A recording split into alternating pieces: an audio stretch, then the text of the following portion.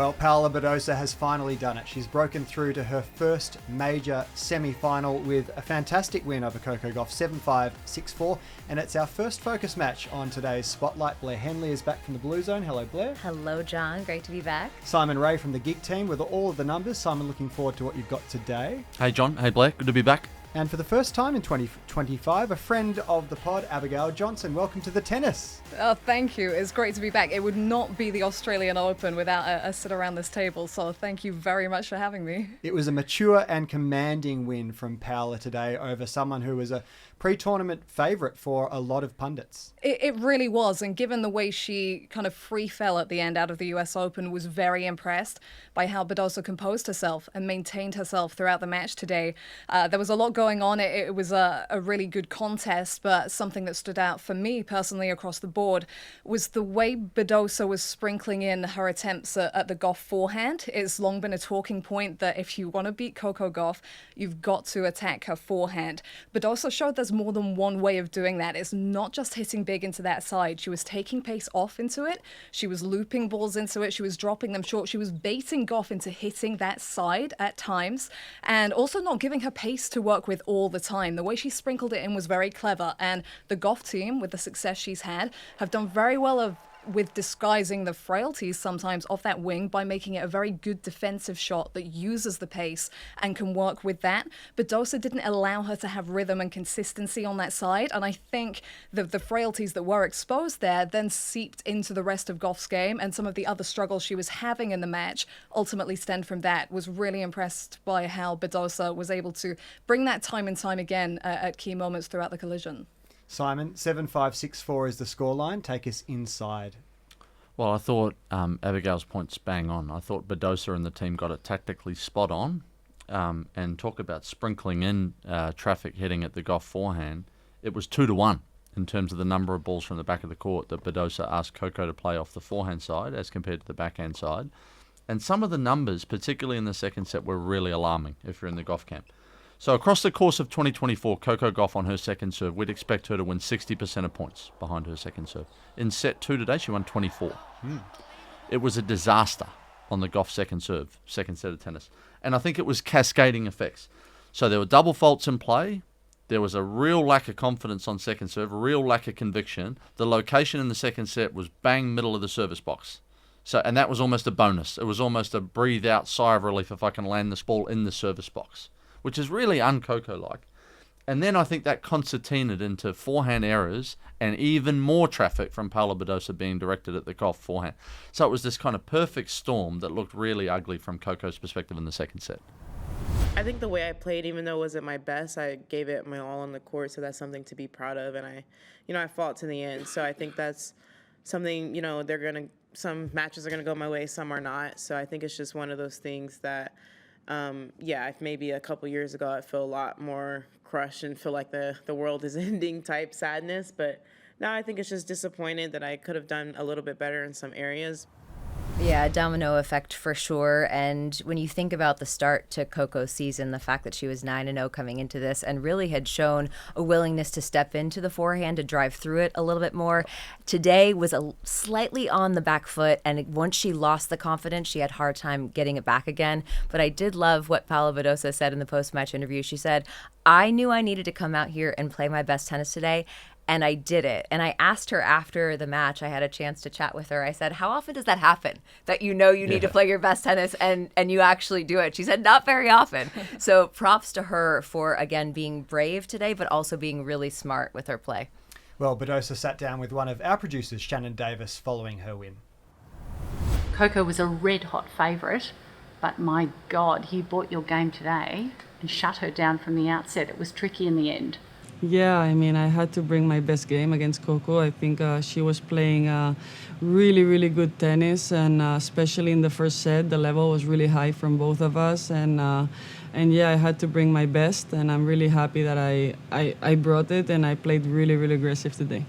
Now, I think with all your injury troubles over the last 18 months or so, it's been so getting back to the grind. You were at the top of the game a couple of years ago. In 2022, you were on fire here, and yet again back, first semi-final. How does it feel to overcome all that? Yeah, I think it's even more special after all my experiences, after all I've been through, being in the semifinals. It means a lot to me. I mean, it's been tough last year coming back, and my back was responding really bad at the beginning of the year. So being back at the top, it's a dream come true. So this must be a huge confidence boost for Paula, who I don't think many people had reaching the last four of this first slam of the year, Abigail. Absolutely. And let's think about where she was 12 months ago and where she had been all the months leading up to that with the recurring back injury. I mean, it was less than 12 months ago that she was questioning her future in the sport, how long she could keep coming back and hanging in there and waiting for her opportunity. So to see the big tournament consistency that we have from her over the past few months, so encouraging for a player who's been at the top and has had to grind her way back up there. Yeah, you get the help every now and then of a protected ranking, but you've also got to keep that ranking moving up because you only have a select few tournaments where you can put that to use. And she's really made a great job of climbing those rungs of the ladder and doing so with consistency on the bigger stages at those tournaments where you're going to pick up the most ranking points for your performances. There's a reason she was the WTA Comeback Player of the Year last year, because that timeline is really mind-blowing. She missed the last 6 months of 2023 and barely won a match through the first half of 2024. So this rise from being around 100 in the world to now likely being in the top 10 after this event is crazy. Staggering. Yeah. Well, Simon, where else has she improved her game this tournament so far? Well, I think we spoke about the fact that tactically she got it spot on today. There's no doubt about that. I think she's able to generate 3 points on serve, which is certainly can relieve a lot of pressure. If you're able to find 30%, say, of first serves unreturned, and that's been about her number across the course of the event so far, just 3 out of 10 times you don't have to worry about a ball coming back into play, and it allows you to exhale in your service game. And then she's able to take that pressure and double down on it, if you like, particularly in the second set today against Coco. And the challenges, they won't stop now. As we know, we're getting to the really pointy end of this event. So it'll need all of those things and more to continue on from the perspective of Badosa. You guys know I love a little bit of quirk, and I just want to I don't know if it was breaking news for everyone else. It was breaking news for me. I asked the last question of my chat with her today. I said, Paula, I know the dangly earrings were at one point the Maria Sharapova trademark. Are they now the Paula Badosa trademark? And she said she's coming out with her own jewelry line later this year. It is her own design hanging from her ear. So there you go. We love a player side hustle. We'll be on the lookout. Breaking news. I wonder what the brand will be called. Any insights there? No insights. Bedangles? I mean, John, just off you the have you have a future in this. Our other focus match for day 10 was the men's quarterfinal. Alex Zverev and Tommy Paul. And on paper, it was a 4-set win to Zverev, Abigail, but it was anything but easy for Alex Zverev, who actually had himself as the worst player in the first 2 sets. Well, he said immediately after the match that he could easily have been 2 sets to love down. That's how fine the margins were.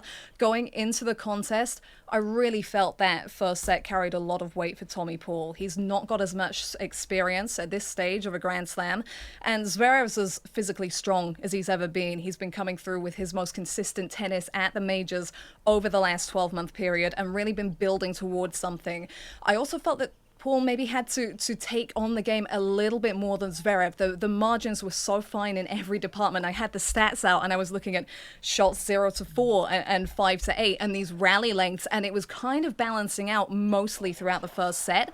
But I do feel that Zverev had that margin more security when the baseline exchanges were prolonged. You do not want to be rallying all day to that guy's backhand. And I think that came to the fore when Paul was under the scoreboard pressure. On most of those points, and he had them all break points. He had 4 to Zverev's 1. You saw him take the ball on and try to finish the point quickly. Whether he had the freedom to really execute, it didn't look like it from the outside. It looked like he was a bit tense in those moments and he was rushing it. And that, I can't ultimately say it's where the match was won and lost, but it went a long way. The second set bore a lot of similarities to that first set. So Zverev had that to lean into. Paul had that on his shoulders. And the biggest question for me in terms of Zverev and his team going forwards, I always think of him as someone who can be in the mix to win a Grand Slam, even if I'm not thoroughly convinced he's going to go all the way. They've got to be asking themselves, if Zverev has edged such fine margins in those 2 opening sets, Why is he not in the locker room with a 7-6, 7-6, 6-3 victory? Why has he dropped the fourth set? Major talking point for the Zverev camp, I feel. What have you got, Razor? Well, this is interesting. Really, it's a little bit of the flip of what you might expect in terms of what plays out from the back of the court when these two guys play against each other. And Tommy Paul went into this matchup 2-0 in the head-to-head over Zverev, and probably feeling pretty good about his chances of pulling off what in some minds was an upset out there on Rod Laver Arena this afternoon. So on second serve, if you have a look at the average speed of these two players, there's 35 kilometres an hour in terms of a gap between these two players. Now just park that for a second. Okay, so Zverev's second serve, 35 Ks, more heat on it than Tommy Paul's second serve. But what ends up happening thereafter is Zverev, for a big guy, is actually not particularly aggressive from the back of the court in terms of ball speed, forehand, backhand side, and he typically tends to retreat from the return onwards. And even today, you guys could see it if you're watching the match. On Rod Laver Arena, he's playing back literally back in the shadow. Trying to escape the sun probably as well. What ends up happening is it actually allows Tommy Paul to be the aggressor, and it probably puts him in a little bit of a foreign position because he's someone that prides himself on his legs, on his physicality, on his ability to counterpunch. And that dynamic actually shifts. So in a way, the smaller man, the more counterpunching typically more of the time is Tommy Paul as a counterpuncher. And it flips. It allows him the opportunity to be the aggressor, to dominate the point. And maybe that just made him a little bit uncomfortable because shut the book on the numbers. Serve for the first, serve for the second. Didn't handle the moment in either one of those two occasions, on either one of those two occasions. If he does, he's probably marching on to a semi-final. Came down to between the ears today for Tommy Paul. I just gotta close those sets out. I mean, that's what the top players do so well. When they're front running, they do a great job in closing big sets or any sets. And that's what I didn't do well today. And then when we got to the breakers, he dominated the breakers. I made way too many unforced errors, and he locked it down.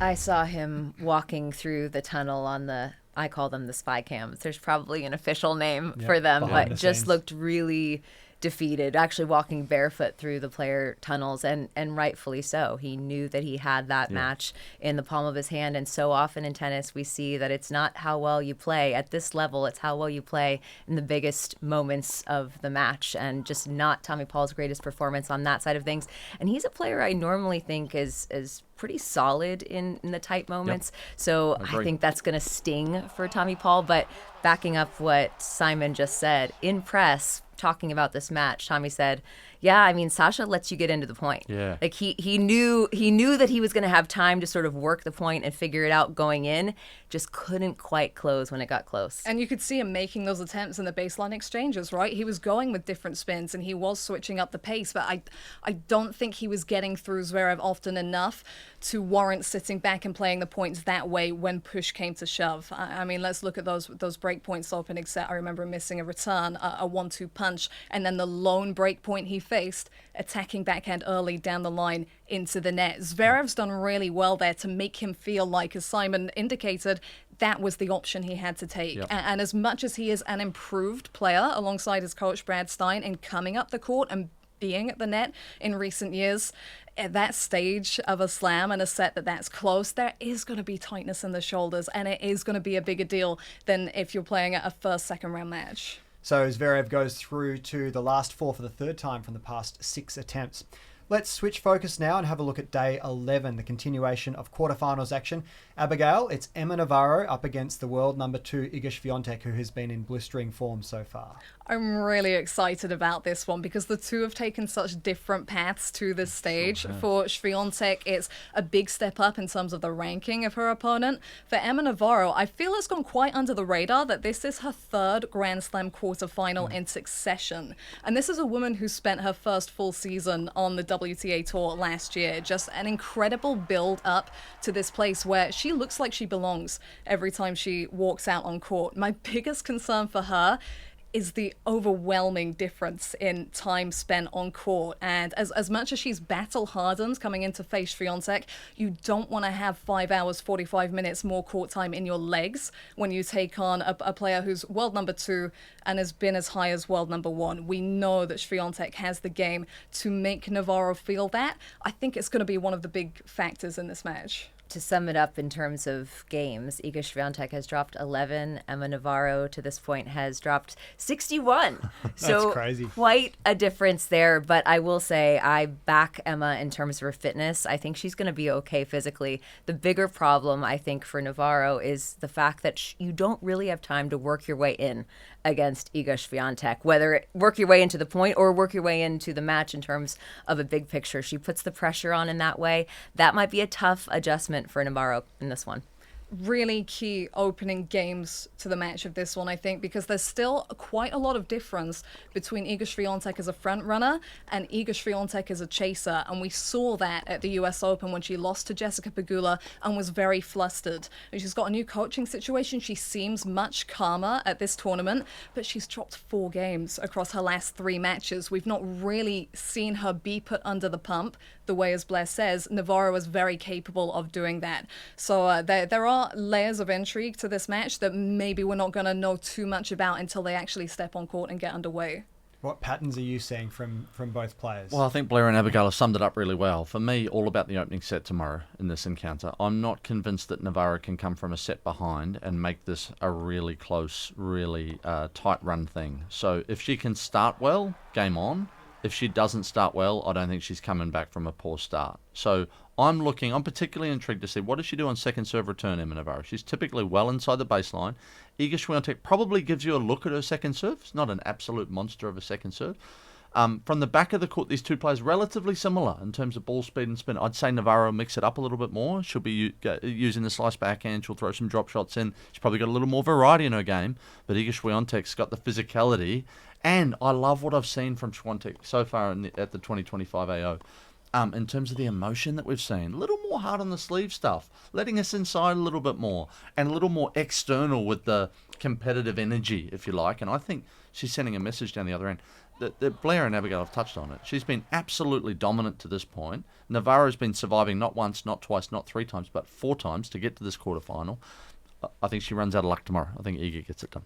The big question is, what will the DJ have on deck? Because Emma Navarro was listening in her win over Dasha Kazakina, saying the DJ played Stayin' Alive. She's like, I felt that was totally appropriate, and then went on to sign the lens Stayin' Alive, which has been accurate so far. Will it continue to be accurate? We will find out. It's also the song you use when you're performing CPR on potentially someone who's spent, 10.5 hours on court over the first 4 matches. Yeah, well, that was a little tennis-like CPR, finding a way through that 4th round match the other day from Emma Navarro. So there you go. Ominous Look science at for the this, American. guys, tying it together like experts. Yeah. Our second match for Focus on day 11 is the men's quarterfinal. It's Jannik Sinner versus Australia's final hope, Alex de Minaur, who is in brutal form against his namesake, Alex Mickelson, on night 9. Abigail, what are you expecting to see here? The Aussie on his home deck against a man who won the whole thing last year. I'm expecting to see, in the words of Alex de Minaur, something different. He put it out there after his most recent win. He is 9 wins to Sinner, 0 wins to de Minaur coming into this match. And it's not just that. I think I'm going to have to check what I've written down in terms of sets. 20 sets won by Sinner, 1 set won by the Aussie way back in 2020. Now, before any de Minaur fans get upset there, this is probably his best shot because he's built himself into such form. He's worked so hard over the last couple of years to grow his game and have more layers to his game and be more than just the super fast guy around the court that we've always admired. What can he do that's different? Is he going to rush Sinner? Because it's a bad matchup of styles. I think that head-to-head really exposes that Sinner can match de Minaur from the back of the court and just not let him win points the way the de Minaur DNA wants to. So that is the huge question. The other reason why this is de Minaur's best shot is because Jannik Sinner on a health front looked a little shaky against Holger Rune. He said he wasn't feeling well. We saw him shaking courtside and he had a visit from the trainer. So whether he has fully recovered from that match, that remains to be seen. Will be played at night though. Simon, where can Alex de Minaur find an edge here, if at all? Well, so far in 2025, as compared to Alex's previous profiles that we've seen from him across the Australian summer, nearly 1 and 2 of his first serves have been unreturned. The Demon, and that's not something we talk about very much. We don't. 215. It speeds up, and the unreturned percentage is up. We don't associate that with Demon. None of us talk about that. So I think that's a huge number tomorrow night. We spoke about this earlier in terms of first serve unreturned percentage, allowing you to exhale, allowing you to breathe out on your service game. If he's not getting some free points against Jannik, and there won't be a heap to be found, he's the best in the world for a reason. If he's not getting some, then it makes it tough. Because when you go to the back of the court, Jannik's got 10 k's an hour on him on forehand. He's got a lot of revs in terms of spin on forehand. He's got 10 k's an hour on him on backhand. He's got a lot of revs on Alex from a backhand perspective. So then I'm thinking, it can't all be physical. I don't think Demon can think, I can absorb this guy for 5.5 hours and find a way to make it about my legs, my physicality, my movement.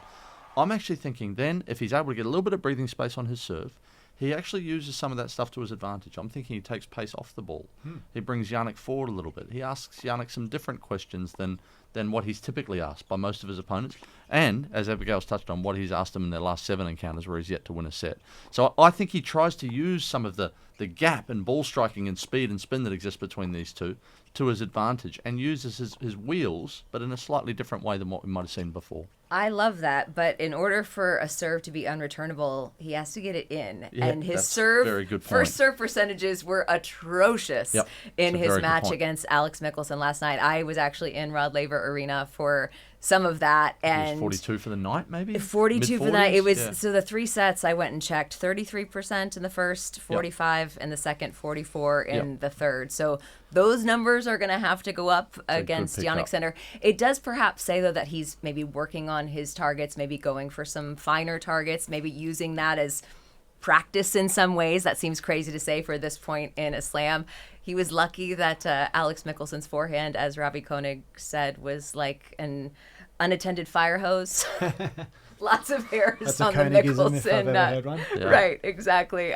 So he got a little cushion from Michelsen last night, but I think that's obviously key as well.